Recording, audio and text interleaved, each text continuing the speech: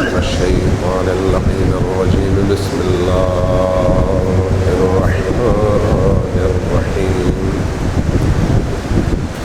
الحمد لله رب العالمين بارئ الخلائق أجمعين،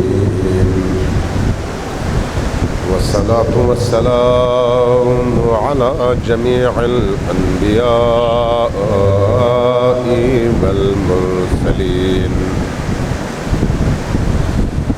سيما من سمي في الآفاق بأحمد وفي الأرض بأبي القاسم محمد.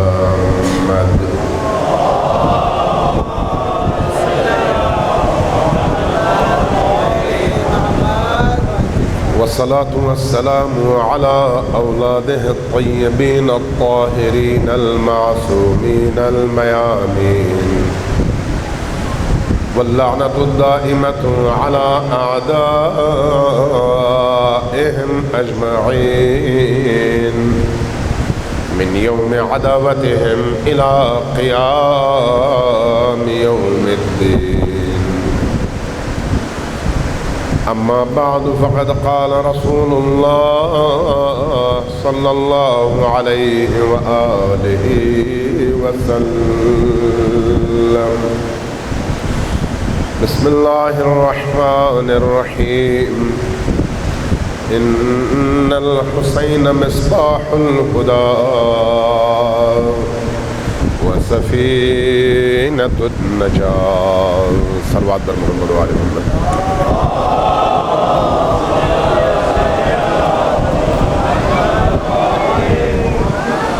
ایک دفعہ پھر صلوات بھیجیے بر محمد وآل محمد.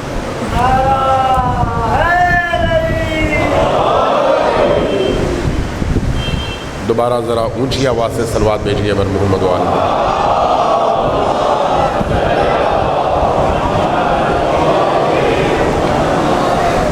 ایک دفعہ پھر اپنے ذہنوں کو، اپنے قلوب کو، اپنے دلوں کو، امام بارگاہ کی فضا کو، اپنے ذہنوں کو نبی کریم اور ان کی آل پر درود کے ذریعے سے منور فرمائیے. اونچی آواز سے صلوات بھیجیے.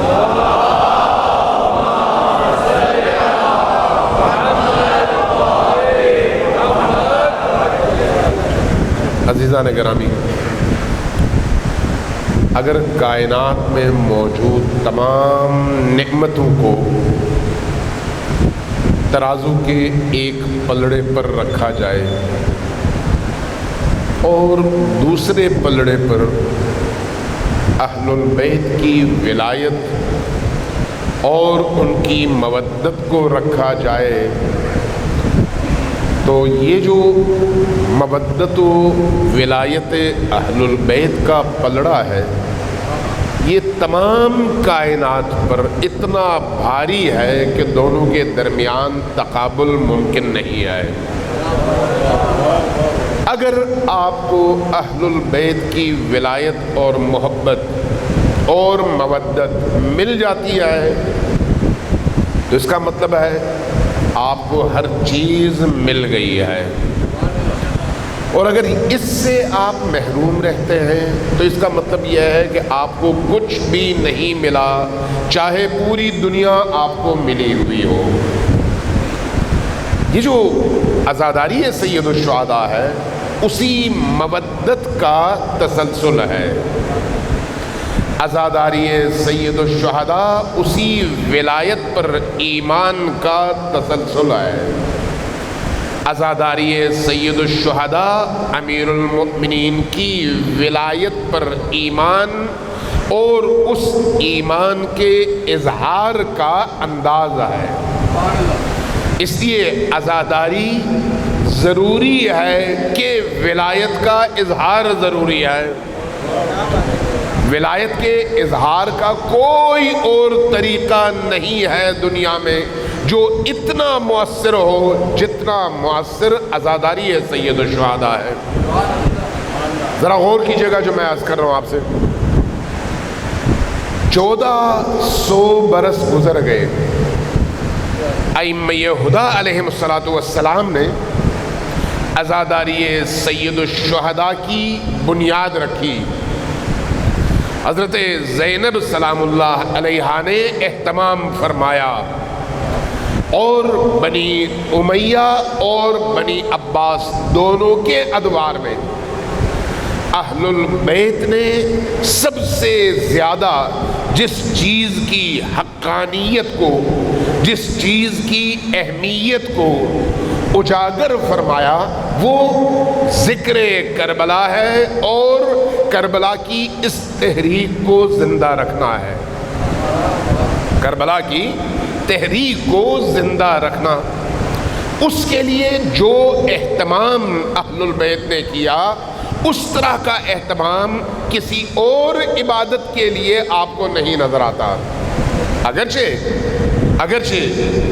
کوئی شیعہ یہ نہیں کہتا کہ عزاداری سید الشہداء نماز کی طرح سے اللہ کی جانب سے فرض ہے، کوئی نہیں کہتا۔ نماز فرض ہے، حج فرض ہے، زکوٰۃ فرض ہے، خمس فرض ہے، بہت سارے فرائض ہیں، لیکن ان تمام فرائض کو اگر زندہ رکھنا ہے تو ان فرائض کی زندگی عزاداری سید الشہداء میں پوشیدہ ہے۔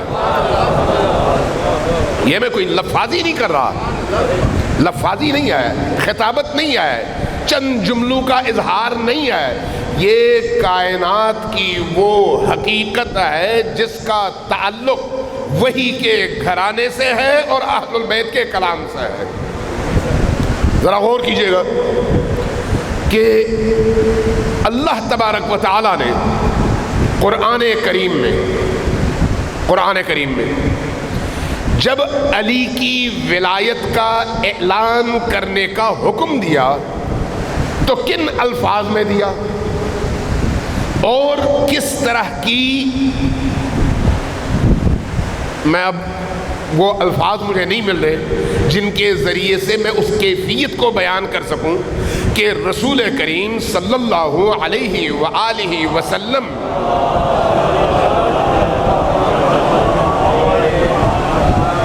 جن کی پوری زندگی تبلیغ دین میں گزری، جن کی پوری زندگی مشقتوں اور مصیبتوں کو سہنے میں گزری، جن کی پوری زندگی توحید کے بیان میں گزری، جن کی پوری زندگی جہاد فی سبیل اللہ میں گزری، جن کی پوری زندگی مشرکین قریش کے مظالم سہتے سہتے گزری، 23 سال نبی کریم نے محنت فرمائی، 23 سال، اور 23 سال کی محنت کے بعد، 23 سال کوئی معمولی عرصہ نہیں ہے، 23 سال کی محنت کے بعد حجت الوداع کے فوراً بعد اللہ نے جس طرز تخاطب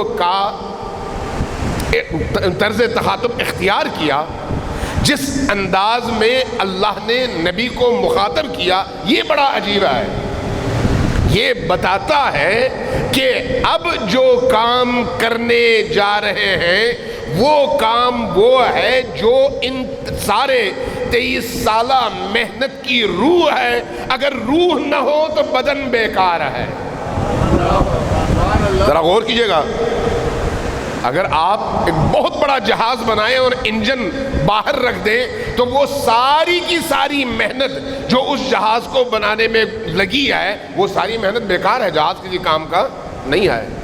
جہاز کو اڑانے کے لیے انجن چاہیے، بدن کو حرکت دینے کے لیے روح چاہیے، اور اگر بدن ہو چاہے 500 کلو کا ہو لیکن اس کے اندر روح نہ ہو تو 500 کلو کا بدن بیکار ہے اور مردار ہے۔ اس کے اندر جو روح چاہیے وہ اس کی اصل ہے۔ 23 سال کی محنت ہے، 23 سال کی محنت کے بعد حج ختم ہوا۔ میں اس طرف نہیں جاتا، تفصیل نہیں بیان کرتا، لیکن صرف اشارتاً بیان کر کے گزر رہا ہوں تاکہ آپ کا ذہن آ جائے اس نقطے کی طرف جس کی طرف میں آپ کو متوجہ کرنا چاہتا ہوں کہ نبی کریم کا آخری حج ہے، اس کے بعد کوئی اور حج نبی نے نہیں کرنا، اس لیے کہ بلاوا آ چکا ہے اور دین کے سارے احکام مکمل ہو چکے ہیں، سارے احکام۔ نماز کی فرضیت آ گئی، جہاد کی فرضیت آ گئی، روزے کی فرضیت آ گئی، امر بالمعروف اور نہی عن المنکر کی فرضیت آ گئی، اخلاقیات کی تمام تر آیات اتر چکی، عقائد کی تمام تر آیات اتر چکی، توحید بیان ہو چکا، رسالت بیان ہو چکی، خاتمیت بیان ہو چکی، قرآن کا نزول مکمل ہونے کو ہے۔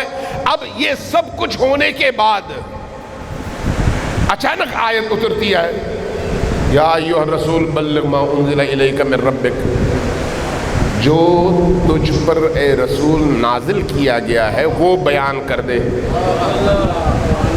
فَإِن لَمْ تَفْعَلْ، اے رسول اگر تو نے یہ کام نہیں کیا، فَمَا بَلَّغْتَ رِسَالَتَهُ، یہ جو اتنی ساری محنت ہے یہ ساری کی ساری ضائع ہو گئی۔ نماز کی ترویج ضائع، حج کی ترویج ضائع، جہاد کی ترویج ضائع، 23 سال کی محنت ضائع۔ تمام مفسرین کو آپ کنگالیے، مکتب اہل البیت نے اس آیت پر جو سوالات اٹھائے ہیں، آج تک 1400 سالوں سے قرآن کا کوئی مفسر مکتب اہل البیت کے اس سوال کا جواب نہ دے سکا کہ وہ کون سی چیز ہے، اگر ولایت علی کو ایک سائڈ پہ رکھ دو، وہ کون سی چیز ہے جس کی قیمت اتنی زیادہ ہے کہ اگر وہ نہ کیا جائے تو گویا نبی کی رسالت مکمل نہیں ہے۔ بہت بڑا سوال ہے، بہت بڑا سوال ہے، اور قرآن کا سوال ہے۔ فَإِن لَمْ تَفْعَلْ فَمَا بَلَّغْتَ رِسَالَتَهُ، اگر آپ نے یہ کام نہیں کیا تو پھر آپ نے کچھ نہیں کیا۔ یعنی یہ ہے تو وہ ہے، یہ نہیں ہے تو وہ بھی نہیں ہے۔ گویا میں اپنے الفاظ میں کہوں، یہ عدد ہے اور باقی زیرو ہیں، ان تمام زیروز کو جمع کرو، اگر علی کی ولایت ساتھ میں ہے تو اس کی قیمت ہے، علی کی ولایت نہیں ہے تو کوئی قیمت نہیں ہے۔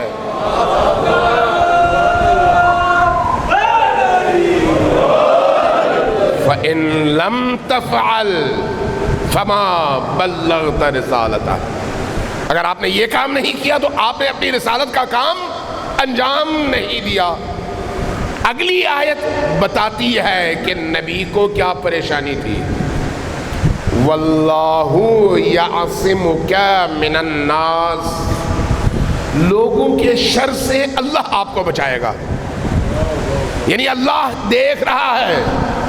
رسول اللہ کو معلوم ہے نماز قبول کرتے ہوئے لوگوں کو پریشانی نہیں ہوئی، حج قبول کرتے ہوئے لوگوں کو پریشانی نہیں ہوئی، روزہ قبول کرتے ہوئے لوگوں کو پریشانی نہیں ہوئی، لیکن علی کی ولایت ایسی ہے کہ اگر اس کو قبول کر لیا جائے تو پھر بہت سارے خوابوں پر پانی پھر جاتا ہے، بہت ساری پریشانیاں شروع ہو جاتی ہیں۔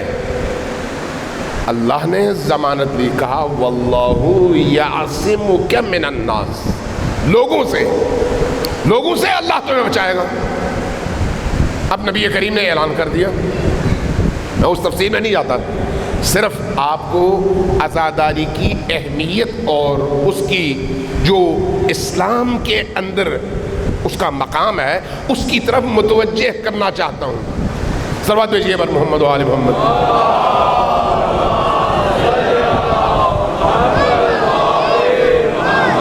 اس تفصیل میں نہیں جانا چاہتا کہ غدیر میں کیا ہوا، وہ اگر کبھی توفیق ملی تو میں عرض کروں گا، لیکن جب نبی کریم نے علی کی ولایت کا اعلان کیا اور فرمایا من کنت مولاہ فہذا علی مولاہ، اور پروسیس مکمل ہوا تو اس کے بعد دوبارہ آیت اتری۔ یہ آیت بڑی عجیب ہے، اس آیت کو قرآن میں جائیے تلاش کیجئے، اور تلاش کرنے کے بعد جتنے بھی مفسرین قرآن کے عالم اسلام میں موجود ہیں ان کی تفسیریں کنگالیے، کسی کے پاس اہل البیت کے اس سوال کا جواب ہے یا نہیں ہے؟ مکتب اہل البیت کے سوال کا، الیوم یئس الذین کفروا، آج وہ دن ہے جب کفر، الذین کفروا یعنی جمع کا صیغہ ہے، جتنے بھی کفار ہیں وہ سارے کے سارے کفار آج مایوس ہو گئے۔ روزے کا حکم آنے سے مایوس ہوئے تھے؟ نہیں۔ نماز کا حکم آنے سے مایوس ہوئے تھے؟ نہیں۔ حج کا حکم آنے سے مایوس ہوئے تھے؟ نہیں۔ فتح مکہ ہوا، کیا مایوس ہوئے تھے؟ جبکہ فتح مکہ اسلام کے کفر پر غلبے کا سب سے بڑا دن ہے۔ نہیں۔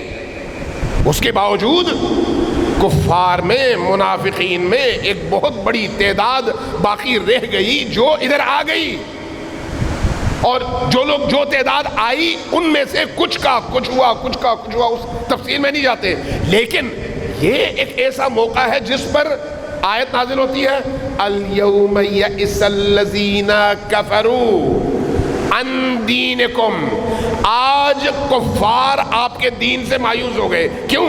اس لیے کہ آپ کے دین کا بیمہ، انشورنس آج ہو گیا ہے، اب آپ کا دین انشورڈ ہو گیا ہے، اس کی بیمہ پالیسی مکمل ہو گئی ہے، اب چاہے قیامت آئے آپ کے دین کو کوئی نقصان نہیں ہونے والا۔ اليوم یئس الذین کفروا، کیوں کوئی نقصان نہیں ہونے والا؟ آگے بھی آپ دیکھیے، اليوم اسی آیت کے ضمن میں آگے یہی آیت ہے، اليوم دو دفعہ آیا، اليوم یئس الذین کفروا، آج جتنے بھی کفار تھے سارے مایوس ہو گئے، من دینکم یا عن دینکم، آپ کے دین سے، اور اس کے بعد اليوم اکملت لکم دینکم، آج میں نے آپ کا دین کامل کر دیا۔ مجھے بتائیے روزہ کے حکم آنے سے دین کامل ہوا تھا؟ نہیں۔ نماز کے آنے سے کامل ہوا تھا؟ نہیں۔ حج کے حکم کے آنے سے کامل ہوا تھا؟ نہیں۔ کوئی مفسر بتا دے جو واجبات دین ہیں، جو احکام دین ہیں، ان احکام دین کے حکم کے نزول کے بعد کوئی ایک ایسا حکم آپ نہیں دکھا سکتے جس پر اللہ نے کہا ہو کہ اس کی وجہ سے دین مکمل ہوا۔ وہ سارے کے سارے دین کا حصہ ہیں، وہ سارے کے سارے دین میں شامل ہیں، لیکن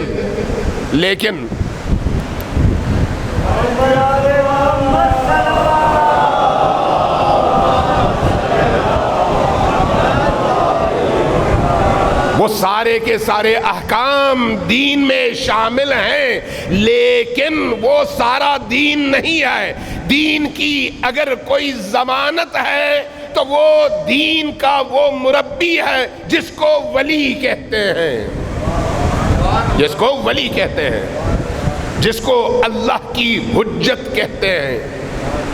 اس لیے اللہ نے کہا الیوم اکملت لکم دینکم، آج میں نے تمہارا دین کامل کر دیا، یعنی دین کے کمال تک پہنچنے کی ضمانت علی کی ولایت کا اعلان ہے۔ اور وَأَتْمَمْتُ عَلَيْكُمْ نِعْمَتِي، کتنی چیزیں اللہ نے بیان کی۔ کافروں کا مایوس ہونا، ایک دین کا کامل ہو جانا، دو نعمتوں کا تمام ہو جانا، تین وَأَتْمَمْتُ عَلَيْكُمْ نِعْمَتِي وَرَضِيتُ لَكُمُ الْإِسْلَامَ دِينًا، اور دین سے اللہ کا راضی ہو جانا۔ تو گویا علی کی ولایت اگر نہ ہو تو اس دین سے اللہ راضی نہیں ہے۔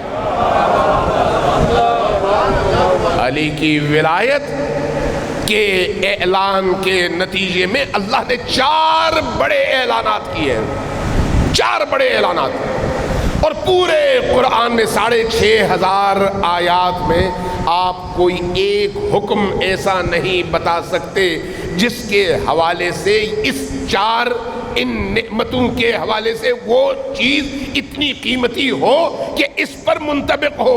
لیکن یہاں پر غدیر میں جب علی کی ولایت کا اعلان ہوتا ہے تو اللہ ان 4 اعلانات کے ذریعے سے دنیا کو بتاتا ہے کہ اب دین کامل بھی ہو گیا, دین تمام بھی ہو گیا, نعمتیں اپنے عروج کو پہنچ بھی گئیں اور اللہ تمہارے دین سے راضی بھی ہو گیا. وَرَضِيتُ لَكُمُ الْإِسْلَامَ دِينًا. کربلا کیا ہے؟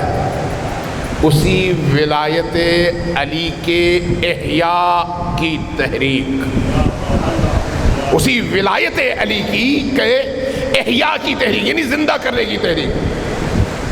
عزیزان من, یہ جو عزاداری سید الشہداء ہے, میں آپ سے بستہ یہ عرض کرتا ہوں, اس کو اپنا کلچر نہ سمجھیں. یہ آپ کا کلچر نہیں ہے, یہ آپ کی ثقافت نہیں ہے, یہ آپ کے دین کی روح ہے, دین کی روح. اگر دین کی یہ روح آپ سے چھن جائے تو آپ کے پلے کچھ باقی نہیں بچتا. تو پھر کیا دین کی روح یہ ہے کہ آپ 10 دن عزاداری کریں, 10 دن سینہ کوبی کریں, 10 دن گریہ کریں, 10 دن آپ تبرک بنائیں, نیاز پکائیں, لوگوں کو سیاپوش کریں اور اس کے بعد پھر اگلے سال ان 10 دنوں کے آنے کا انتظار کریں؟ کیا یہ ہے؟ قطعاً یہ نہیں ہے, قطعاً یہ نہیں ہے. سیاپوشی اس روح کی عکاسی ہے, اس کی شکل ہے. عزاداری سید الشہداء میں سینہ پیٹنا, غم کرنا, مجلسیں برپا کرنا, ذکر حسین اور آل حسین بیان کرنا اور گریہ کرنا, اس کے مظاہر اور اس کی خصوصیات میں سے ہے. لیکن اس کی جو روح ہے وہ کیا ہے؟ وہ روح یہ ہے کہ اس عزاداری سید الشہداء کے ذریعے سے انسانی معاشرے کے اندر, انسانوں کے اندر کی دنیا میں ایسا انقلاب برپا کر دیا جائے کہ ہر شخص کے اندر حسین زندہ ہو جائے, ہر شخص کے اندر حسینیت روح بن کر اس کے خون میں دوڑنے لگے. عزاداری تب عزاداری ہے, سید الشہداء کی عزاداری تب اس بارگاہ میں قابل قبول ہے.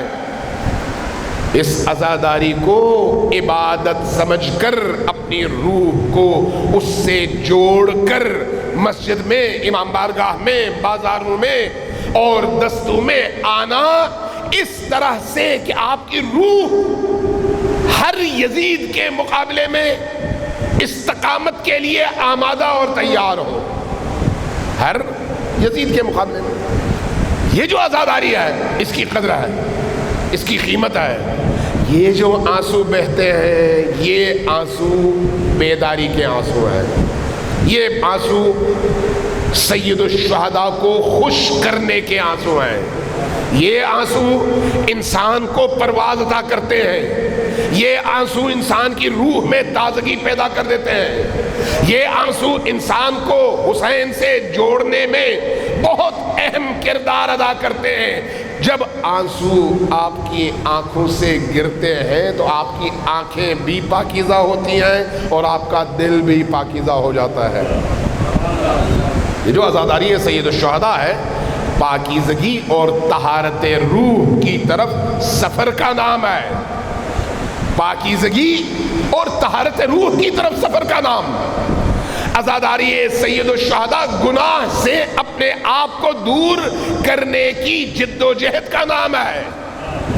عزاداری سید الشہداء اللہ کی نافرمانی سے خود کو بچانے اور اللہ کی فرمان برداری کی ترویج کرنے کا نام ہے. عزاداری سید الشہداء امر بالمعروف اور نہی عن المنکر کا نام ہے. اور یہ بات میں نہیں کہہ رہا, یہ بات خود حسین ابن علی کہتے ہیں, حسین ابن علی کہتے ہیں. اسی لیے عزاداری سید الشہداء کی قیمت ہے، اسی لیے عزاداری سید الشہداء کو ائمہ ہدی علیہم السلام نے اتنی زیادہ اہمیت دی ہے۔ دو پہلو ہیں، ایک ہے خود غم، عزاداری سید الشہداء یعنی کربلا کے غم کو زندہ رکھنے کا ذریعہ ہے، یہ اس کا ایک فیکٹر ہے، اور دوسرا فیکٹر خود دین کو زندہ رکھنے کا فیکٹر، دین کو۔ اور دین کیسے زندہ ہوتا ہے؟ جب آپ باقی تمام فرائض کی ادائیگی کے ساتھ ساتھ بیدار ہو کر حسین کی فکر کو، کربلا کے شہداء کی فکر کو اپنے معاشرے میں زندہ کرنے میں کامیاب ہو جائیں۔ اور یہ کام صرف شیعوں کا نہیں ہے۔ عزاداری سید الشہداء وہ شخص اپنے آپ کو اگر مسلمان کہے جس کے دل میں حسین کے لیے اور حسین پر پڑنے والی مصیبت کے حوالے سے غم کی کیفیت پیدا نہ ہو، تو اس کے اس اسلام کا تمسخر اڑنا چاہیے، چونکہ وہ اسلام نہیں ہے، وہ ڈھکوسلا ہے۔ وہ اسلام جس میں نبی کے گھرانے پر پڑنے والے غم کو غم نہ سمجھا جائے، وہ اسلام نہیں ہے۔ اسلام وہ ہے جو نبی کے گھرانے سے اٹھے، اسلام وہ ہے جس کو بیان نبی کا گھرانہ کرے۔ اس لیے اہل البیت علیہ السلام نے عزاداری سید الشہداء کو زندہ رکھنے کا جو اہتمام کیا ہے، یہ اہتمام آپ کو کہیں اور نظر نہیں آتا۔ میں آپ کو امام صادق علیہ السلام کی ایک روایت سناتا ہوں۔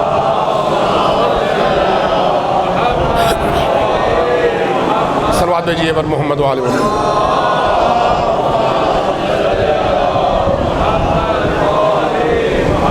ایک دفعہ پھر صلوات بھیجیے پر محمد و آل محمد۔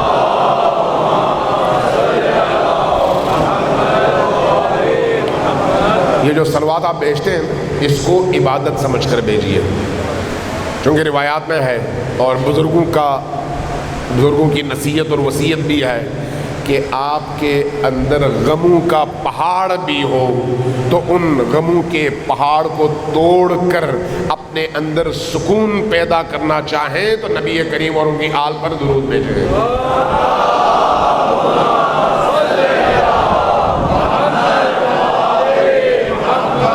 وعجل فرجہ۔ عزیزان گرامی، امام صادق علیہ السلام نے ایک جملہ ارشاد فرمایا، اور میں نے دیکھا تحقیق کی 6 سے زیادہ معتبر الگ الگ کتب میں مختلف حوالوں سے یہ حدیث نقل ہوئی ہے، اور عجیب حدیث ہے، عجیب حدیث ہے۔ فرمایا قال الصادق علیہ السلام نفس المحموم لہمنا تسبیح۔ ذرا غور کیجئے عبارت پر۔ ہم عربی میں کہتے ہیں غم کو، نفس کہتے ہیں سانس کو۔ نفس اور نفس میں آسمان زمین کا فرق ہے۔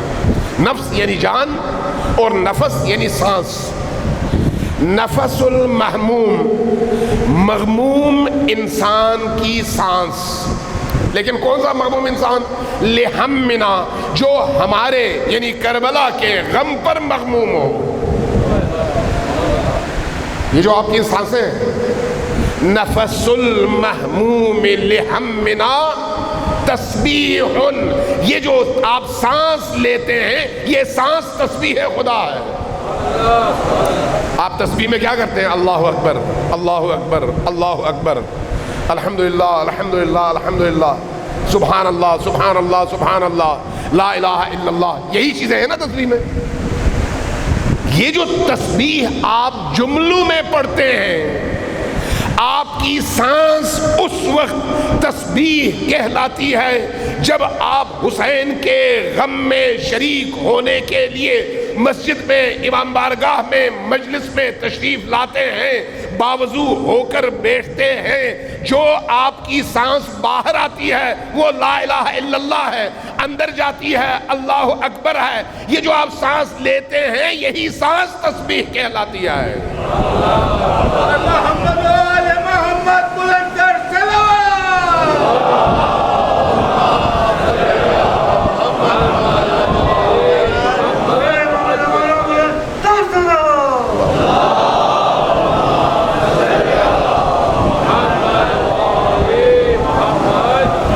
نفس المحموم لہمنا تسبیح۔ عجیب ہے، کچھ یاد آیا کہ رسول اللہ نے ایک کلام فرمایا تھا۔ کیا؟ جب رمضان المبارک آیا تو رمضان المبارک سے پہلے شعبان کے آخری جمعے میں آپ نے خطبہ ارشاد فرمایا، اور خطبہ ارشاد فرما کر کہا کہ قد اقبل الیکم شہر اللہ بالبرکۃ والرحمۃ والمغفرہ، تمہاری طرف ایک ایسا مہینہ آ رہا ہے جس کے دامن میں رحمت بھی ہے، برکت بھی ہے اور مغفرت بھی ہے۔ وہاں پر پھر آگے جا کر فرمایا انفاسکم فیہ تسبیح، جب تم روزہ رکھتے ہو تو روزہ رکھتے ہوئے جب تم سانس لیتے ہو تو تمہارا سانس لینا اللہ کی بارگاہ میں تسبیح ہے۔ روزہ رکھ کر ماہ مبارک رمضان میں سانس لینا اللہ کی بارگاہ میں تسبیح ہے۔ امام صادق علیہ السلام نے کیا فرمایا؟ فرمایا کہ نفس المحموم لہمنا تسبیح، ہم اہل البیت کے غم میں ایک مغموم انسان جب سانس لیتا ہے تو اس کی سانس تسبیح کہلاتی ہے۔ تو گویا جس طرح رمضان میں روزہ رکھ کر سانس لینا عبادت ہے، اسی طرح سے عزائے حسین اور غم حسین کی مجلس میں غمگین ہو کر بیٹھنا اور سانس لینا عبادت ہے۔ اور اسی طرح سے وہاں پر فرمایا وَنَوْمُكُمْ فِيهِ عِبَادَةٌ، جب تم روزہ رکھ کر گناہوں سے خود کو بچا کر، روزہ رکھ کر گناہوں سے خود کو بچا کر روزے کی حالت میں سوتے ہو تو تمہارا سونا عبادت ہے۔ وَنَوْمُكُمْ فِيهِ عِبَادَةٌ، یہاں پر صادق آل محمد ہمیں یہ بتا رہے ہیں وَهَمُّهُ لِظُلْمِنَا عِبَادَةٌ، جب ایک شخص مجلس حسین میں آ کر ہمارے ظلم کو سن کر، ہم پر ہونے والے مظالم کو سن کر مغموم ہوتا ہے تو اس کا مغموم ہونا عبادت ہے، اس کا مغموم ہونا عبادت ہے۔ تو گویا اتنا زیادہ اہتمام ہے حسین ابن علی کے اس ذکر کو زندہ رکھنے کے لیے۔ صلوات بھیجیے بر محمد و آل محمد۔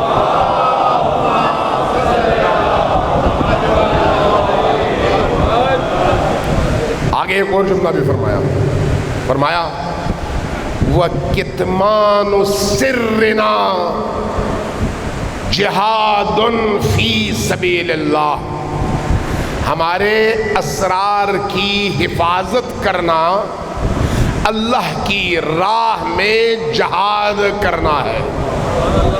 سوچنے والی بات ہے، یہ جو اسرار آل محمد ہیں یہ کیا ہے؟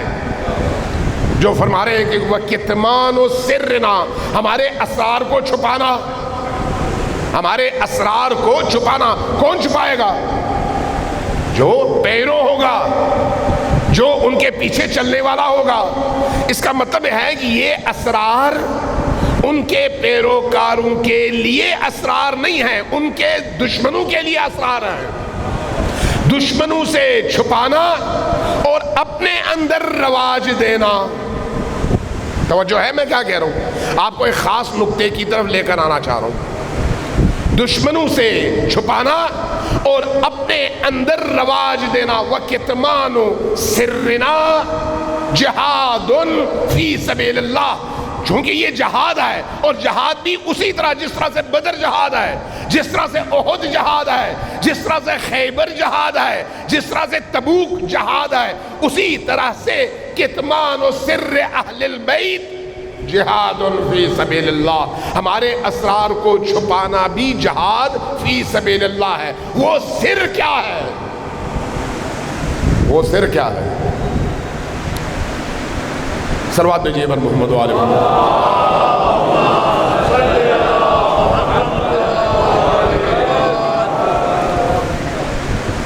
دیکھیے، تولا اور تبرا ہمارے ہاں فروع دین میں سے ہے، ایسا ہے یا نہیں؟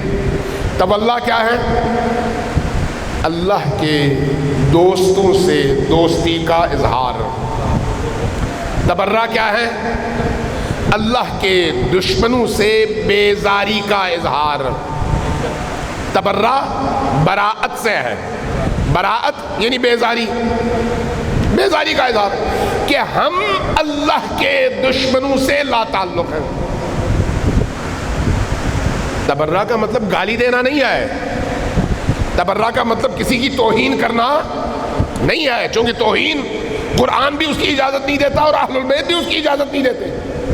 لہذا امیر المؤمنین سے لے کر امام عصر تک کسی امام کی سیرت میں آپ کو کسی دشمن کی بھی توہین نظر نہیں آتی، لیکن براءت نظر آتی ہے، تبرا نظر آتا ہے۔ تبرا یعنی اپنی بیزاری کا اظہار کرنا، اور جب آپ اس معنی میں دیکھتے ہیں، اس معنی میں، تو پھر لا الہ الا اللہ بھی تبرا ہے۔ جب آپ کہتے ہیں لا الہ، تو جتنے بھی اللہ کے مقابلے میں الہ ہیں ان سب سے میں بیزار ہوں۔ لا الہ تبرا ہے، الا اللہ تولا ہے۔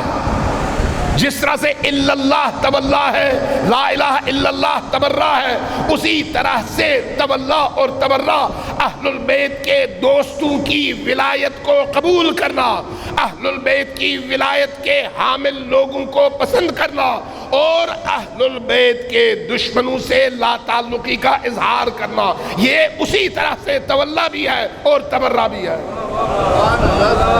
اور یہ جو تولا اور تبرا ہے یہ عین دین ہے، تولا اور تبرا عین دین ہے، لیکن گالی نہیں ہے، توہین نہیں ہے۔ فرق کو ضرور ملحوظ خاطر رکھیے۔ آپ زیارت عاشورہ پڑھتے ہیں، زیارت عاشورہ پڑھتے ہیں، زیارت عاشورہ اسرار آل محمد میں سے ایک سر ہے، توجہ ہے آپ کی، اسرار آل محمد میں سے ایک سر ہے۔ لعن کا مطلب کیا ہے؟ لعن کا مطلب یعنی اللہ کی رحمت سے دوری کی بددعا۔ خدا فلان پر لعنت کرے یعنی وہ اللہ کی رحمت سے دور ہو جائے، گالی نہیں ہے، لیکن آج کے دور میں اس کو گالی سمجھا جاتا ہے۔ جہاں گالی سمجھا جائے وہاں پر احتیاط کریں، لیکن اللہ کے دشمنوں سے براءت، اسے کوئی مائی کا لال نہ ہمیں روک سکتا ہے اور نہ ہم رک سکتے ہیں، کیونکہ اللہ کے دشمن ہیں۔ اللہ کے دشمنوں سے، ہاں اللہ کا دشمن کون ہے یہ الگ سوال ہے۔ زیارت عاشورہ بھی اسی طرح سے ہے۔ اب جب ہم کہتے ہیں اللہ کے دشمن تو پھر رسول اللہ کے دشمن بھی اللہ کے دشمن ہیں، لہذا جس طرح اللہ کے دشمنوں سے براءت ہے اسی طرح سے رسول اللہ کے دشمنوں سے بھی براءت ہے، اور جو علی کے دشمن ہیں وہ بھی اسی زمرے میں آتے ہیں جس زمرے میں اللہ کے دشمن آتے ہیں، اس لیے کہ علی رسول اور اللہ کے دوست بھی مشترک ہیں اور دشمن بھی مشترک ہیں، لہذا علی کا دشمن بھی لعنت اللہ ہے، حسین کا دشمن بھی لعنت اللہ ہے، حسن کا دشمن بھی لعنت اللہ ہے، اللہ کا دشمن بھی لعنت اللہ ہے، یعنی جو بھی اللہ رسول اور اہل البیت کے دشمن ہوں گے ان پر لعنت کی دعا کرنا یہ عبادت ہے، لیکن یہ عبادت ہے، لیکن اس چیز کا خیال رکھیں کہ ہو سکتا ہے کہ جب آپ کسی کا نام لے کر بات کرنا چاہیں تو ہو سکتا ہے وہ کسی کا محبوب ہو. اگر وہ کسی کا محبوب ہے تو پھر آپ نام نہیں لے سکتے، پھر آپ نام نہیں لے سکتے. ذکر ہمیشہ زیر لب کی جاتی ہے. ذکر جب آپ کرتے ہیں تو اونچی آواز سے ذکر تو نہیں کرتے. آپ کے ہاتھ میں تسبیح ہوتی ہے، آپ محفل میں بیٹھے ہوں یا مصلی میں بیٹھے ہوں، آپ جب ذکر کرتے ہیں تو اونچی آواز سے کرتے ہیں یا دھیمی آواز سے؟ آپ اس طرح سے کرتے ہیں کہ خود آپ کو پتا ہوتا ہے کہ آپ کیا کہہ رہے ہیں. اونچی آواز سے نہیں کرتے. اللہ کے دشمنوں پر لعن بھی ذکر ہے. توجہ ہے آپ کی؟ اللہ کے دشمنوں پر لعن بھی ذکر ہے. ذکر ہمیشہ دھیمے انداز میں. آپ اپنی عبادت بھی بجا لائیں لیکن کسی کی دل آزاری بھی نہ ہو، کسی کی دل آزاری بھی نہ ہو. آپ اپنی عبادت ضرور بجا لائیں لیکن یہ ذہن میں رہے توہین کسی کی نہ کریں، کیونکہ توہین وہ عمل ہے جس سے اللہ نے بھی روکا ہے، رسول اللہ نے بھی روکا ہے، قرآن نے بھی روکا ہے اور اہل البیت نے بھی روکا ہے. صلوات دیجیے بر محمد و آل محمد.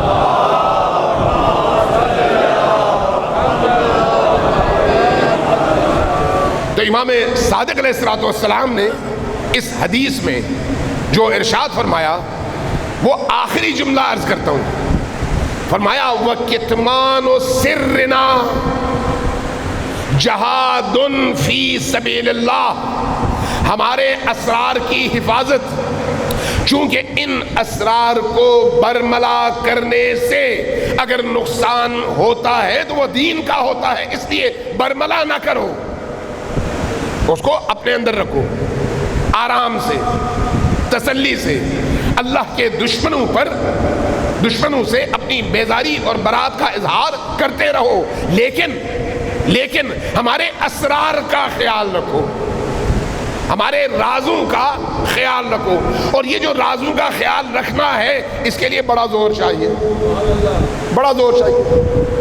آدمی طاقت میں بھی ہو، پاور میں بھی ہو، دشمن کا پتہ بھی ہو، مار بھی سکتا ہو اور نہ مارے اور اپنے اندر کے اس غیظ و غضب کو روکے رکھے.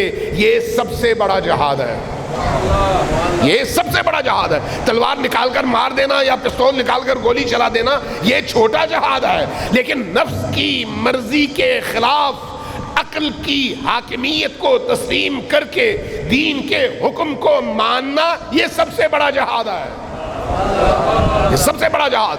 اس لیے فرمایا کہ وَكِتْمَانُ سِرِّنَا وَكِتْمَانُ سِرِّنَا جَهَادٌ فِي سَبِيلِ اللَّهِ. آگے ایک اور جملہ ارشاد فرمایا اور وہ جملہ جو ہے بڑا عجیب ہے. کسی اور جگہ کسی اور فرمان میں میں نے اس طرح کا کوئی جملہ نہیں دیکھا آج تک. فرمایا یجب ان ينبغي ان يكتب یجب ان يكتب هذا الحدیث بالذهب. واجب ہے کہ میرے ماننے والے اس حدیث کو سونے کے پانی سے لکھ کر اپنے گھروں میں لگائیں، سونے کے پانی سے لکھ کر اپنے گھروں میں لگائیں تاکہ آپ کو یاد رہے کہ صادق آل محمد نے دین کی روح کو کس طرح سے بیان کیا ہے. یہ دین کی روح ہے. اس لیے عزیزان گرامی ہمیں کربلا کو سمجھنے کی ضرورت ہے. کربلا کو جتنا ہم سمجھتے چلے جائیں گے اتنا ہی ہم اٹھتے چلے جائیں گے، اٹھتے چلے جائیں گے. دیکھیے جب آپ اپنے بچے کو پہلی کلاس میں بھیجتے ہیں، پہلی کلاس میں تو اس کی فکری سطح بہت نیچے ہوتی ہے، دوسری کلاس میں اوپر اٹھتی ہے، تیسری کلاس میں اس سے اوپر. جب وہ بچہ میٹرک کر رہا ہوتا ہے تو سمجھدار ہو چکا ہوتا ہے. وہ ارتقائی سفر ہے. یہ جو ائمہ اہل البیت کی نہضت اور کلام کو پڑھنا، سیکھنا، سمجھنا ہے، یہ ہر گزرتے سال کے ساتھ ہمیں اوپر اٹھائے تو ہم ان کے مکتب کے طالب علم ہیں. اگر ہمیں اوپر نہ اٹھا سکے, ہم پہلی کلاس ہی میں باقی رہیں, تو اس کا مطلب ہے ہم نادان اور نالائق طالب علم ہیں, کامیاب نہیں ہیں. ہمیں کامیاب بننا ہے, کامیاب بننا ہے. میں نے مثال دی تھی زیارت عاشورہ کی. زیارت عاشورہ کس نے آج تک نہیں پڑھی؟ کوئی ایسا بندہ ہے جس نے نہ پڑھی ہو؟ میرا نہیں خیال کسی نے نہ پڑھی ہو. ہر بندہ جو اہل البیت سے عشق رکھتا ہے زیارت عاشورہ ضرور پڑھتا ہے. لیکن کیا زیارت عاشورہ کو کبھی اس نیت سے آپ نے پڑھا کہ آپ زیارت عاشورہ میں اللہ سے حسین کے بارے میں کیا کہتے ہیں؟ کیا کہتے ہیں آپ؟ حسین کے بارے میں کیا طلب کرتے ہیں؟ آپ اپنے لیے کیا طلب کرتے ہیں؟ اپنے معاشرے کے لیے کیا طلب کرتے ہیں؟ خود امام حسین کے لیے کیا طلب کرتے ہیں؟ کبھی آپ نے اس پر غور کیا؟ اس کا مطلب یہ ہے کہ ہم نے زیارت عاشورہ کو بھی منتر کی طرح سے پڑھا ہے, زیارت کے عنوان سے نہیں پڑھا. منتر اور ہے, زیارت اور ہے. زیارت کا مطلب یہ ہے کہ زائر اور مزور کے درمیان فاصلہ ختم ہو جائے. توجہ ہے آپ کی؟ مزور جس کی زیارت کی جا رہی ہے, وہ جس مقام پر ہے, زائر جب زیارت کرتا ہے تو پرواز کرتے ہوئے اس مقام تک پہنچتا ہے اور ان کے قدم چھوتا ہے. یہ زیارت ہے. اور زیارت کی اپنی معنویت ہے. اس کی معنویت یہ ہے کہ اس زائر کو وہ زیارت پرواز کی قوت عطا کرے اور اس کو اس مقام تک پہنچائے. اگر اس مقام تک زیارت نہ پہنچا سکے تو یہ خشک الفاظ تو ہیں, زیارت نہیں ہے. اس لیے جب آپ حسین ابن علی کی بارگاہ میں زیارت کا کوئی بھی متن پڑھتے ہیں تو یہ دیکھیے کہ آپ کیا پڑھ رہے ہیں. ہمارے معصومین کتنے ہیں؟ 14 معصومین ہیں, اور ہر ایک کی زیارت ہے. ہر ایک کے لیے خود معصومین نے زیارت کا طریقہ بیان کیا ہے کہ کیسے ان کو یاد کیا جائے, کیسے ان سے ہم کلام ہوا جائے, کیسے ان سے مکالمہ کیا جائے. آپ دیکھیے رسول اللہ کی بھی زیارت ہے, امیر المومنین کی بھی زیارت ہے, حضرت زہرا کی بھی زیارت ہے, امام حسن مجتبیٰ کی بھی ہے, امام حسین کی بھی ہے, باقی سارے ائمہ کی بھی ہے, اور حتیٰ امام عصر کی بھی ہے. لیکن جو تنوع زیارات میں, جو کثرت زیارات کے متون میں, اور جو عظیم مفاہیم زیارات کے متون میں امام حسین کے لیے ہے, باقی ائمہ کے لیے نہیں ہے. وجہ کیا ہے؟ وجہ یہ ہے کہ حسین کا دروازہ بہت وسیع ہے. حسین کا دروازہ بہت وسیع ہے. اس دروازے سے داخل ہونے کے لیے اللہ تبارک و تعالیٰ نے رستے بہت سارے رکھے ہیں. چاہے جس بھی رستے سے آؤ پہنچ جاؤ. اس لیے آپ دیکھتے ہیں کہ عجیب ہے, امام حسین کے حوالے سے بڑا عجیب ہے کہ شب قدر ہے. شب قدر میں انسان اللہ سے راز و نیاز کرتا ہے, لیکن ائمہ اہل البیت کہتے ہیں کہ زیارت حسین پڑھو, اللہ سے ہم کلام ہو جاؤ. شب قدر لیکن زیارت حسین پڑھو. 15 شعبان ہے. 15 شعبان امام عصر کے حوالے سے عظیم ترین رات, لیکن روایات کہتی ہیں کہ جاؤ زیارت امام حسین پڑھو. 13 رجب ہے, امیر المومنین کی رات, لیکن ائمہ کیا کہتے ہیں؟ جاؤ زیارت امام حسین پڑھو. شب عرفہ ہے, شب عرفہ حج کی رات, عرفات کی رات, ائمہ کہتے ہیں جاؤ زیارت امام حسین پڑھو. جہاں جہاں کوئی اہم تاریخ آتی ہے وہاں پر اس اہم تاریخ کو حسین سے جوڑ دیا گیا ہے. حسین سے جوڑ دیا گیا. کیوں؟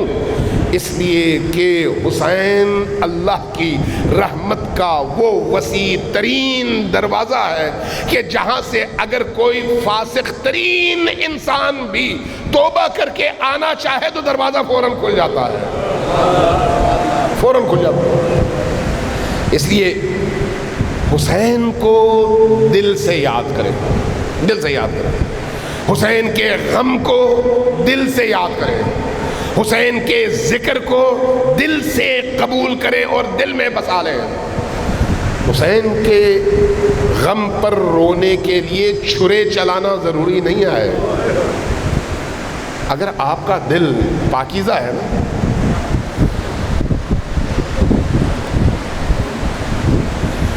اگر آپ کا دل نرم ہے، اگر آپ کے دل میں شقاوت نہیں ہے، تو حسین کی ایک آہ سن کر آپ کی آنکھوں سے آنسو نہیں، خون کے قطرے برسنے لگے، خون کے قطرے۔ آیت اللہ العظمیٰ حکیم کے پاس کچھ لوگ آئے اور ان سے بڑا عجیب سوال کیا۔ کہا کہ ہم نے سنا ہے کہ سید الساجدین زین العابدین علیہ السلام 40 سال تک روتے رہے اور خون کے آنسو روتے رہے، خون کے آنسو۔ کیا یہ مبالغہ ہے یا حقیقت ہے؟ توجہ چاہیے آپ کو، توجہ چاہیے، ذرا دل تھام کر کربلا پہنچیے۔ پوچھا کیا یہ حقیقت ہے یا پھر مبالغہ ہے؟ آیت اللہ عظمیٰ حکیم نے سر اٹھایا، ان کے چہروں کو دیکھا، سر جھکایا اور بلک بلک کر رو پڑے، بلک بلک کر رو پڑے۔ اپنی جیب سے ایک سفید رنگ کا رومال نکالا، اپنی آنکھوں پہ رکھا، کچھ دیر روتے رہے۔ اس کے بعد آنکھوں سے وہ رومال ہٹایا اور نیچے رکھا تو دیکھنے والوں نے دیکھا کہ اس رومال پہ جا بجا آنسو کی جگہ خون کے دبے ہیں، خون کے دبے۔ پریشان ہوئے پوچھنے والے سائل، کہا کہ آقا آپ اتنے بڑے مرجع، آپ آنکھوں میں درد ہے، کیا ہوا؟ کہا کہ نہیں، تمہارا سوال ایسا تھا۔ کہا کیا مطلب؟ کہا ذرا مجھے بتاؤ، میں نے کربلا کو ان آنکھوں سے دیکھا تو نہیں ہے؟ سید الساجدین اپنی آنکھوں سے بابا کو ذبح ہوتے دیکھتے رہے، سید الساجدین نے اپنی آنکھوں سے زینب کبریٰ کو سر سے چادر چھنتے دیکھا ہے، سید الساجدین نے اپنی آنکھوں سے حضرت عباس کے بازو کٹتے ہوئے دیکھے ہیں، سید الساجدین نے اپنی آنکھوں سے علی اصغر کے گلے کو تیر سے کٹتے ہوئے دیکھا ہے، سید الساجدین نے قاسم کے لاش کو پامال ہوتے ہوئے اپنی آنکھوں سے دیکھا ہے۔ میں نے تو دیکھا نہیں تھا، لیکن جب میں تصور کرتا ہوں تو میری آنکھوں سے خون کے آنسو گرتے ہیں۔ تو سید الساجدین نے تو اپنی آنکھوں سے یہ سب کچھ ہوتے ہوئے دیکھا۔ غیرت سید الساجدین کیسے گوارا کرے جب پھوپھی سر ننگے بازاروں میں پھرائی جا رہی؟